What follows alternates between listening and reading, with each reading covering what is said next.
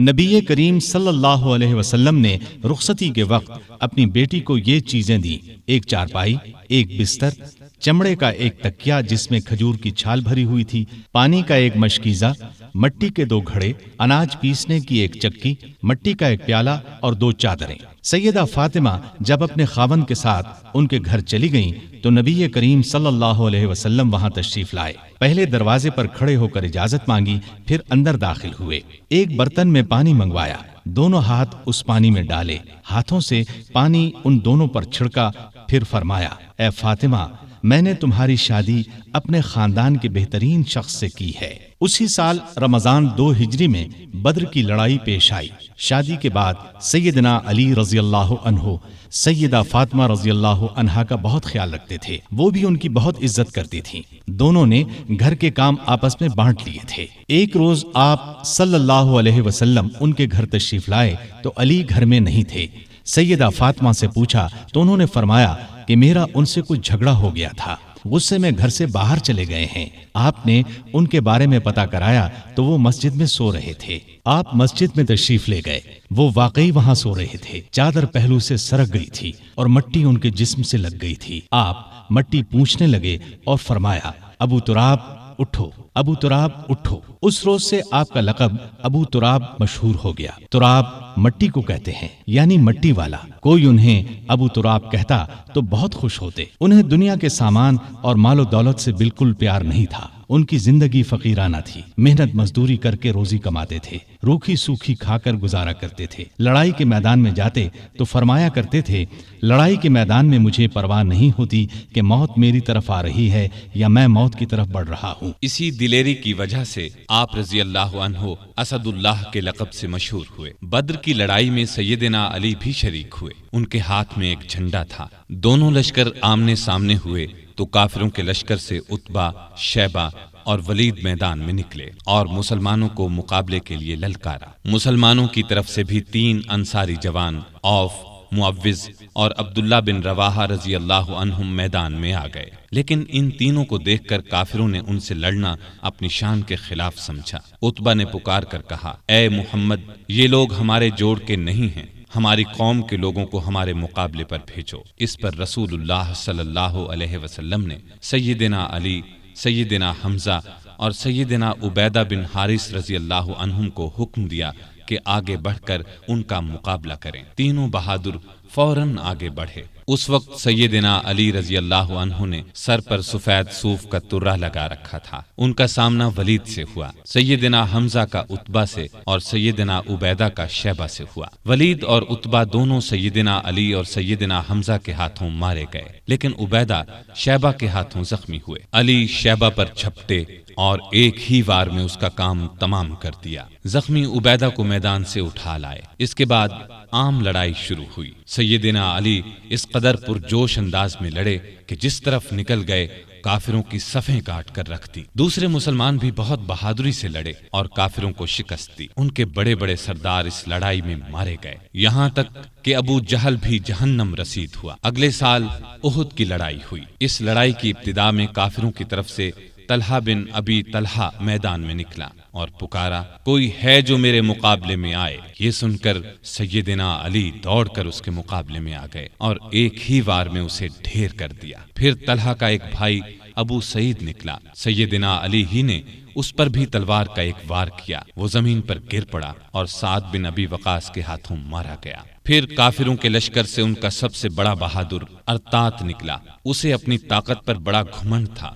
اس نے للکار کر کہا: کوئی ہے جو میرے مقابلے میں آئے؟ علی آگے بڑھے اور دیکھتے ہی دیکھتے اس کا کام تمام کر دیا۔ پھر جب عام لڑائی شروع ہوئی تو سیدنا علی اور سیدنا حمزہ کافروں کی صفوں میں دور تک گھس گئے اور اس قدر تیزی سے لڑے کہ کافروں کے پاؤں اکھڑ گئے۔ پھر درے پر موجود دستے کی اپنی جگہ سے ہٹ جانے پر جب اس طرف سے کافر مسلمانوں پر حملہ آور ہوئے اور مسلمانوں کے پاؤں اکھڑ گئے تو چند بہادر نبی صلی اللہ علیہ وسلم کے ساتھ میدان میں جم کر کھڑے رہے۔ ان میں سیدنا علی رضی اللہ عنہ بھی تھے۔ کافروں نے آپ پر تیروں کی بچھاڑ کر دی، بار بار آپ پر حملہ کیا، لیکن ان صحابہ نے انہیں ہر بار پیچھے ہٹا دیا۔ آخر مسلمان پھر سے جمع ہوئے اور کافروں کو مار بھگایا۔ اس لڑائی میں آپ صلی اللہ علیہ وسلم کے چچا سیدنا حمزہ بھی شہید ہوئے۔ اس روز سیدنا علی رضی اللہ عنہ کے ہاتھوں کئی کافر مارے گئے۔ اس مہم کے شروع ہونے سے آخر تک سیدنا علی رضی اللہ عنہ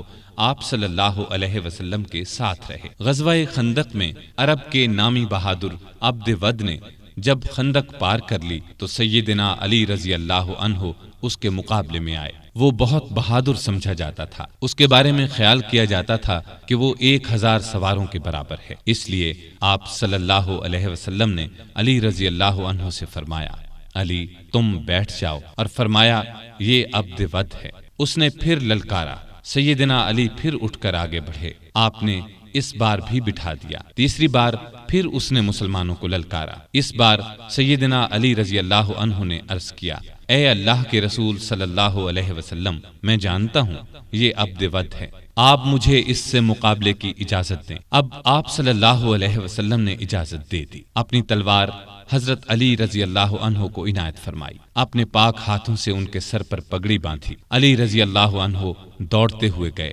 اور عبد ود سے بولے، میں نے سنا ہے تم نے لوگوں سے کہہ رکھا ہے کہ جو شخص میرے سامنے 3 باتیں پیش کرے تو میں ان میں سے ایک کو منظور کرتا ہوں۔ اس نے کہا، ہاں یہ ٹھیک ہے۔ اس پر سیدنا علی رضی اللہ عنہ نے اس سے کہا، تب پھر میں بھی 3 باتیں پیش کرتا ہوں۔ پہلی یہ کہ تو اسلام قبول کر لے۔ اس نے انکار کیا۔ انہوں نے دوسری بات پیش کی، مسلمانوں سے مت لڑ، واپس چلا جا۔ اس نے اس سے بھی انکار کیا۔ تب سیدنا علی رضی اللہ عنہ نے گرج کر کہا، تب پھر آ مجھ سے مقابلہ کر لے۔ عبد ود یہ سن کر ہنس پڑا، کہنے لگا، میں کبھی سوچ بھی نہیں سکتا تھا عرب میں مجھ سے کبھی کوئی لڑنے کی جرأت کرے گا۔ یہ کہہ کر وہ گھوڑے سے اتر آیا اور بولا، تم کون ہو؟ سیدنا علی رضی اللہ عنہ نے فرمایا، میرا نام علی بن ابی طالب ہے۔ عبد ود یہ سن کر کہنے لگا، تمہارے والد میرے دوست تھے، اس لیے میں تم سے لڑنا نہیں چاہتا۔ یہ سن کر سیدنا علی رضی اللہ عنہ نے فرمایا، لیکن اے اللہ کے دشمن،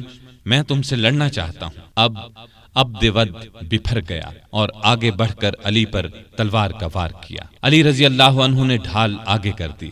وار اس قدر زبردست تھا کہ تلوار ڈھال کو کاٹ کر ان کی پیشانی پر جا لگی۔ وہ زخمی ہو گئے۔ زخم کھا کر وہ شیر کی طرح جھپٹے اور عبد ود پر ایسا وار کیا کہ تلوار اس کے کندھے کو کاٹتی سینے تک آ گئی۔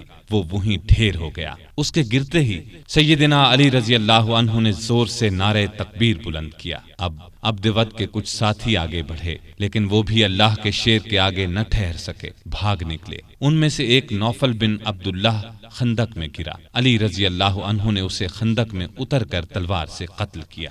رسول اللہ صلی اللہ علیہ وسلم نے بنو قریظہ کی طرف کوچ کا ارادہ کیا تو سیدنا علی رضی اللہ عنہ کو فوج کا جھنڈا دے کر آگے روانہ فرمایا۔ پھر آپ 3000 مجاہدین کے ساتھ روانہ ہوئے۔ لڑائی سے پہلے ہی بنو قریظہ ہمت ہار گئے اور ہتھیار ڈال دیے۔ مدینے سے 60 کلومیٹر دور فدق نامی یہودیوں کی بستی تھی۔ یہ یہودی خیبر کے یہودیوں کو مسلمانوں کے مقابلے پر اکسا رہے تھے۔ آپ صلی اللہ علیہ وسلم نے سیدنا علی کو 200 سوار دے کر ان کی طرف روانہ فرمایا۔ مسلمانوں نے ان لوگوں کو شکست دی، وہ بھاگ نکلے۔ مسلمانوں کے ہاتھ 500 اونٹ اور 2000 بکریاں لگیں۔ وہ ان کو ہانک کر مدینے لے آئے۔ بیعت رضوان میں بھی سیدنا علی ساتھ تھے۔ صلح نامہ لکھنے کا کام ان کے سپرد ہوا۔ انہوں نے شروع میں بسم اللہ الرحمن الرحیم لکھا تو قریش کے نمائندے نے اس پر اعتراض کیا اور کہا، ہم رحمان کو نہیں مانتے، لہٰذا یہ لکھا جائے بسمک اللہم۔ رسول کریم صلی اللہ علیہ وسلم کی ہدایت پر سیدنا علی نے یہی لکھ دیا۔ اب آپ نے ان سے فرمایا، لکھو، یہ وہ شرطیں ہیں جو محمد رسول اللہ صلی اللہ علیہ وسلم نے قریش سے طے کی ہیں۔ سیدنا علی نے الفاظ لکھے تو قریشی نمائندے سہیل بن عمرو نے کہا، جب ہم آپ کو اللہ کا رسول نہیں مانتے تو پھر صلح نامے میں یہ کیوں لکھا جائے؟ لہٰذا آپ محمد بن عبداللہ لکھوائیے۔ اس پر آپ نے فرمایا، بے شک میں اللہ کا رسول ہوں، لیکن اے علی یہاں لکھ دو محمد بن عبداللہ۔ یہ سن کر سیدنا علی نے عرض کیا، اے اللہ کے رسول صلی اللہ علیہ وسلم، مجھ میں تو یہ ہمت نہیں ہے کہ میں اپنے ہاتھ سے رسول اللہ کا لفظ مٹا دوں۔ ان کی بات سن کر رسول اللہ صلی اللہ علیہ وسلم نے اپنے ہاتھ سے رسول اللہ کے الفاظ مٹا دیے۔ اس کے بعد علی نے باقی معاہدہ تحریر کیا۔ جن یہودیوں کو شرارتوں کی وجہ سے مدینے سے نکالا گیا تھا وہ خیبر کے قلعوں میں